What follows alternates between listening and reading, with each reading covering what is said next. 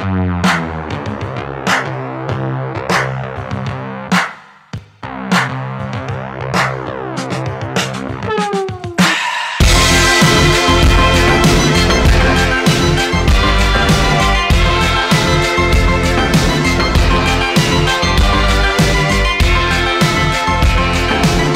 in the Morning, Common Sense Radio.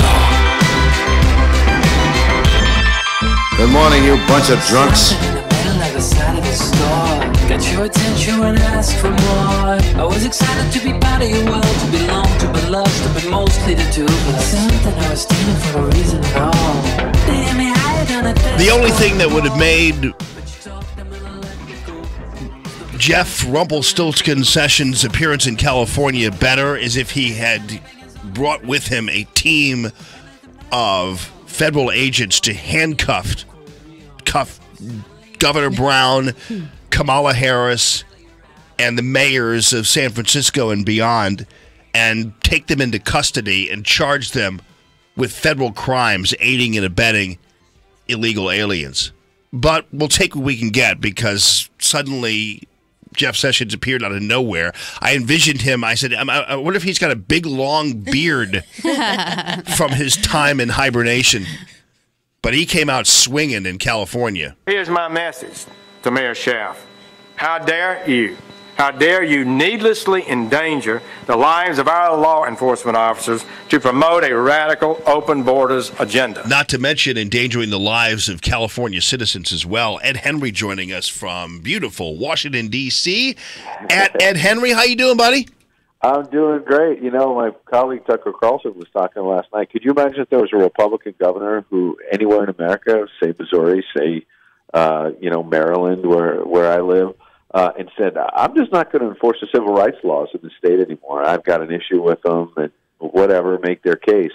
There'd be a stampede in this country for federal agents to go in and make sure the civil rights laws in Missouri were enforced, right?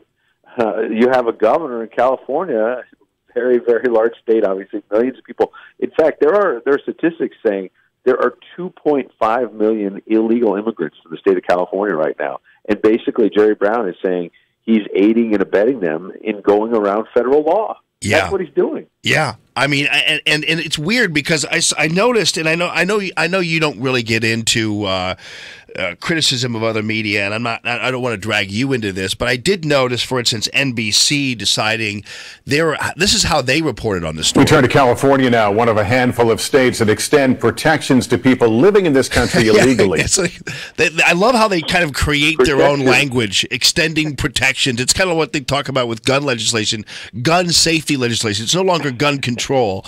It's kind of interesting how they position that. Yeah, no, I appreciate it. I don't, I'm a reporter. I'm not a commentator, but Look, facts are facts. And all I'm saying in this case is I understand where conservatives are coming from when they say something simple, which is enforce the law. And to instead say, California is providing protections. Protections to who? To people who are breaking the law, period. Yeah. Yeah, I think that ultimately this is long overdue because we've seen, the sanctuary city thing is confounding to me anyway, and I think the only reason they're getting away with it, as you kind of indicated, a little insinuated, is that they happen to be from the correct side of the aisle, so to speak, when it comes to politics. Yeah, it's now a sanctuary state, basically. Yeah, and that's really what the deal is. And right. So Jeff Sessions, you insinuated that he's under fire on a number of fronts at the top. And I think, number one, he's doing this because it pleases the commander-in-chief. He serves at the pleasure of the president, and he wants to see him enforce the law. But secondly, beyond the politics and the internal bickering within the Trump administration, as Attorney General, he should enforce the law, period, end of sentence. Yeah, and I wish he would turn his attention to some of the things we're seeing regarding the actions of some people in the FBI and other reaches of the Justice Department who apparently have been up to some shenanigans as it relates to the FISA court and as it relates to the dossier and things like that. I'm hoping ultimately, do you think that ultimately there will be a special counsel, knowing that, of course, the special counsels aren't the perfect world? We'd rather have just our own operations, but still.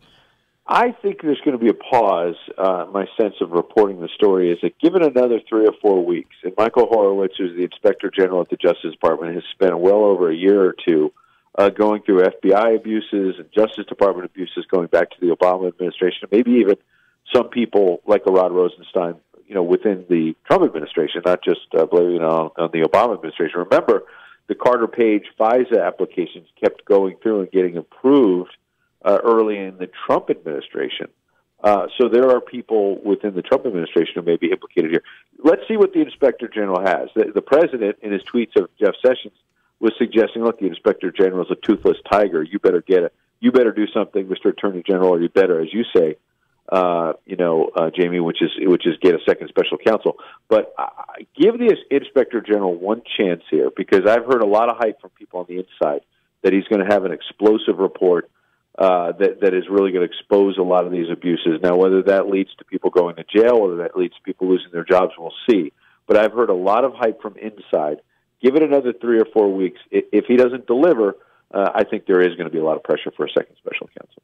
Does Tucker Carlson live in D.C. too? He does.